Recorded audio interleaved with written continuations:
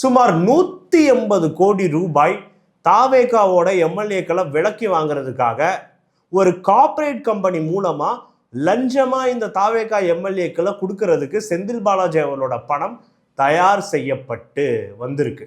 சென்னை கிண்டியில் இருக்கக்கூடிய ஒரு நட்சத்திர ஹோட்டல்ல இதற்கான பிளான் 4 நாளா எல்லாருமே சந்திச்சு தீட்டப்பட்டு வந்திருக்கிறதா சொல்லியிருக்காங்க. வாக்குமூலம் கொடுத்துருக்கக்கூடிய கைது செய்யப்பட்ட இந்த நபர்கள் எல்லாருமே. வணக்கம், இது செகண்ட் ஷோ தமிழ். 3 நாட்களா ரொம்பவே பரவலா ஒரு பகீர் கலப்பக்கூடிய ஒரு விஷயமா நடந்துட்டு இருக்கிறது தான் தாவேகாவோட எம்எல்ஏக்களை திமுகவினரை சேர்ந்த ரொம்பவே முக்கியமான புள்ளிகள் பேரம் பேசி விலை கொடுத்து வாங்கிட்டு இருக்காங்க அப்படின்ட்டு ஒரு விஷயம். பட் இதுக்கு மசியாத தாவேகாவோட எம்எல்ஏக்கள் உடனடியாக இதை காவல்துறையினருக்கு தகவல் கொடுத்து எஃப்ஐஆர் பதிவு பண்ணப்பட்டு முதல் தகவல் அறிக்கையின்படி 2 பேரை கைது பண்ணாங்க. இந்த மாதிரி தாவேகாவோட எம்எல்ஏக்களை கட்சி தாவல் தடை சட்டத்துக்குள்ளே வராமல் இவங்களை பேரம் பேசி வாங்கி இப்போ நடந்துட்டு இருக்கக்கூடிய தமிழக வெற்றி கழகத்தோட ஆட்சியை கலைக்கக்கூடிய ஒரு விஷயத்தில் ஈடுபட்டிருக்காங்க அப்படின்ற ஒரு குற்றச்சாட்டு, அப்படின்ற ஒரு எஃப்ஐஆர் முதல் தகவல் அறிக்கையின் அடிப்படையில் 2 பேரை கைது பண்ணாங்க காவல்துறையினர். ஆனால் இதை நூல் பிடிச்சு அப்படியே போனால் பகீர் கலப்பக்கூடிய பல தகவல்கள் வெளியாச்சு. இந்த முக்கிய புள்ளிகள் இல்லாமையே இந்த தாவேகாவோட எம்எல்ஏக்களை பேரம் பேசி அதில் ஒரு வழக்கு ஆகி இப்போ வரைக்கும் கைது செய்யப்பட்ட நபர்களோட எண்ணிக்கை 8 பேர். இதில் மேக்சிமம் எல்லாருமே திமுகவோட ஆதரவாளர்கள் தான். அது மட்டும் இல்லாமல் இண்டஸ்ட்ரியலிஸ்ட், முக்கியமான ஒரு சில துறைகளில் வேலை பார்க்க கூடியவங்க எல்லாருமே நல்ல செல்வந்தர்களும் கூட. ஸோ இப்படிப்பட்ட ஒரு டிமாண்ட் ஆயிருக்கு, ஒரு ஸ்கெட்சு நடந்திருக்கு அப்படின்னு தெரிஞ்ச காவல்துறையினர் இவர் எஃப்ஐஆர் கொடுத்துற அடிப்படையில் இந்த கேஸை எடுத்து நடத்த ஆரம்பித்தாங்க. நூல் பிடிச்சி போய் பார்த்தா இறுதியாக எல்லாரும் கை காட்டினது ஒரே ஒருத்தர் தான். திமுகவோட ரொம்பவே முக்கியமான பெரும்புள்ளி, கரூரை தன்னோட கண்ட்ரோலில் இந்நாள் வரைக்கும் முன்னாடி வரைக்கும் வச்சுட்டு இருந்தவர். பட் இப்போ அந்த கண்ட்ரோல்லாம் அவரை விட்டு போயிடுச்சு. செந்தில் பாலாஜி அவர்கள் மேலே ஏகப்பட்ட வழக்குகள் ஆல்ரெடி நிலுவையில் இருக்குது. அறநிலையத்துறை தொடர்ந்த ஒரு வழக்கே இன்னுமே நிலுவையில் தான் இருக்குது. அதுலேயே அவர் இன்னும் வெளியே ஜாமீனில் தான் இருக்கார். அப்படி இருக்கிற பட்சத்தில் இவர் செந்தில் பாலாஜி அதிமுக டைமில் அவர் போக்குவரத்து துறை அமைச்சராக இருந்தப்ப அதில் இவர் பண்ண ஒரு முக்கியமான ஸ்கேம், அந்த ஸ்கேமோட எஃப்ஐஆர் பதிவு பண்ணி அதுலேயும் சிபிஐ இன்வெஸ்டிகேஷனோட வளையத்தில் தான் இருக்காரு.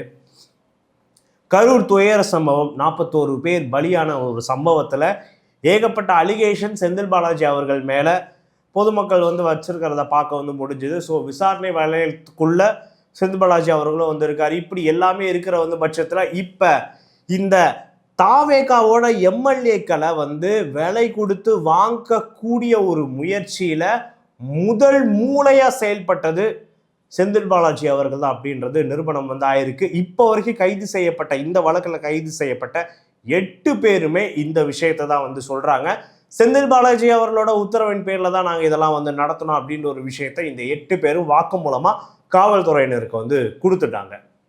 இது எப்படி அரங்கேற்றிருக்காங்க அப்படின்னு பார்த்தா, இவர் அந்த கரூர் லாபி இல்லையா, ஸோ அந்த கொங்கு சைடு யாரெல்லாம் இருக்கா, அதில் இப்போ ஆக்சுவலாக எப்போவுமே அது ஏடிஎம்கேவோட ஸ்ட்ராங்கஸ்டான டெரிட்டரியாக இருக்கும். பட் அதை இப்போ தமிழக வெற்றி கழகம் உடைச்சு அங்கேயும் கணிசமான எம்எல்ஏக்களை வென்றிருக்கிற காரணத்தினால அந்த ஏரியாஸில் இருக்கக்கூடிய எம்எல்ஏக்களாக டார்கெட் பண்ண ஆரம்பிச்சிருக்காங்க. சுமார் 12 தாவேகாவோட எம்எல்ஏக்கள் கிட்ட இந்த பேரம் பேசுறது நடைபெற்றிருக்கு. நிறைய பேருக்கு மொபைல் ஃபோன் மூலமாகவோ, நிறைய பேருக்கு டெக்ஸ்ட் மெசேஜஸ் மூலமாகவோ அழைப்புகள் போகப்பட்டிருக்கு. பட் இறுதியாக இதில் சுதாரிச்சுக்கிட்ட முக்கியமான தாவேகாவோட எம்எல்ஏக்கள் எல்லாருமே இதை கம்ப்ளைண்ட்டாக ஃபைல் பண்ண காரணத்தினால இப்போ இவங்கெல்லாம் கைது செய்யப்பட்டு விசாரணை வளையத்துக்குள்ளே வந்திருக்காங்க. குறிப்பாக செந்தில் பாலாஜி அவர்களோட அந்த மாஸ்டர் பிளானாகவே என்ன இருந்திருக்கு அப்படின்னா, ஒரு 4 எம்எல்ஏக்களை மொத்தமாகவே தூக்குனா போதும், நம்ம இந்த ஆட்சியை கவுத்திரலாம், நம்ம இந்த விஷயத்தை செஞ்சா நம்ம திமுகவில் இருக்கக்கூடிய நம்மளோட தலைவர்கள், முக்கியமாக எதிர்க்கட்சி தலைவர் உதயநிதி ஸ்டாலின் அவர்கள் கிட்ட மிகப்பெரிய நல்ல பேர் வாங்க வந்து முடியும். ஆல்ரெடி இப்போ திமுகவில் இருக்கக்கூடிய இப்போ திமுகவோட நிலைமை வந்து எப்படி இருக்குது அப்படின்னு வந்து பார்த்தா, சட்டமன்றத்துக்குள்ளேயே உதயநிதி ஸ்டாலின் அவர்களை தவிர்த்து திமுகவில் ரொம்பவே பிரதானமாக பேசக்கூடிய ஆட்களே வந்து இல்லை, ரொம்பவே கம்மியாக தான் வந்திருக்காங்க. ஸோ அப்படி இருக்கிற பட்சத்தில் இந்த சமயத்தில் நம்ம உள்ளே புகுந்து நம்ம அந்த இடத்த வந்து எடுத்துக்கலாம் அப்படின்னு ஆசைப்பட்ட செந்தில் பாலாஜி இப்படி ஒரு வேலையில் வந்து இறங்கி இருக்கிறதா கைது செய்யப்பட்டவங்க அந்த ஸ்டேட்மெண்ட் எல்லாம் வந்து சொல்லியிருக்காங்க. செந்தில் பாலாஜி அவர்களோட மூளையாக வந்து செயல்பட்டு இந்த விஷயங்கள் நடக்கிறதுக்கு காரணமாக வந்து இருக்கிறவர் செந்தில் பாலாஜியோட சொந்த தம்பியாக இருக்கக்கூடிய அசோக்குமார் அவர்கள். அசோக் அவர்கள் மேலே ஏகப்பட்ட அலிகேஷன்ஸ் எல்லா துறைகள்லையும் வந்திருக்கு. ரியல் எஸ்டேட், கட்ட பஞ்சாயத்து, டிரான்ஸ்போர்ட்டேஷனில், ட்ராவல்ஸில், இப்படி எல்லா துறைகள்லையும் அசோக் அவர்கள் மேலே, அதாவது செந்தில் பாலாஜி அண்ட் அசோக் இவங்க 2 பேர் மேலேயும் ஏற்கனவே ஏகப்பட்ட அலிகேஷன்ஸ் இருக்க சமயத்தில் இப்போ இந்த ஒரு விஷயமே வந்து ஏதாக இருக்குது. அசோக்குமார் அவர்கள் இன்னைக்கு நீதிமன்றத்தில் முன்ஜாமீன் கேட்டு வழக்கு வந்து தொடர்ந்துருக்காரு. அவருக்கு முன்ஜாமீன் கிடைக்குதா அப்படின்னு வந்து பார்ப்போம். பட் செந்தில் பாலாஜி அண்ட் அவரோட தம்பியாக இருக்கக்கூடிய அசோக்குமார் இவங்க 2 பேரையும் காவல்துறையினர் சல்லடை போட்டு தேடிட்டு வந்திருக்காங்க. உடனடியாக இவங்களை அரெஸ்ட் பண்ணணும் அப்படின்ற ஒரு நோக்கத்தில் காவல்துறையினர் வந்து இருக்காங்க. ஏன்னா ஏற்கனவே ஏகப்பட்ட அலிகேஷன்ஸ். இதில் இந்த ஒரு விஷயத்தை, இந்த மாதிரி தான் கட்சி எம்எல்ஏக்களை பேரம் பேசி தூக்கணும் அப்படின்ற ஒரு விஷயத்தை முதலமைச்சர் விஜய், தவிக கட்சி தலைவர் பர்சனலாக எடுத்துக்கிறார் அப்படின்னு சொல்ல வந்து படுது. முதலமைச்சர் விஜய் அவர்களோட கரூரோட அந்த சுற்றுப்பயணம் வந்து இப்போ ஷெட்யூல் பண்ணப்பட்டிருக்கு. தான் கரூர் போய் சேர்றதுக்குள்ள இந்த விஷயத்துக்கெல்லாம் காரணமாக இருக்கக்கூடிய செந்தில் பாலாஜி அவர்களை கைது செய்யப்படணும் அப்படின்ற ஒரு விஷயத்துல தான் இந்த அரசு வந்து பயங்கரமாக செயல்படுது அப்படின்னு வந்து சொல்கிறாங்க.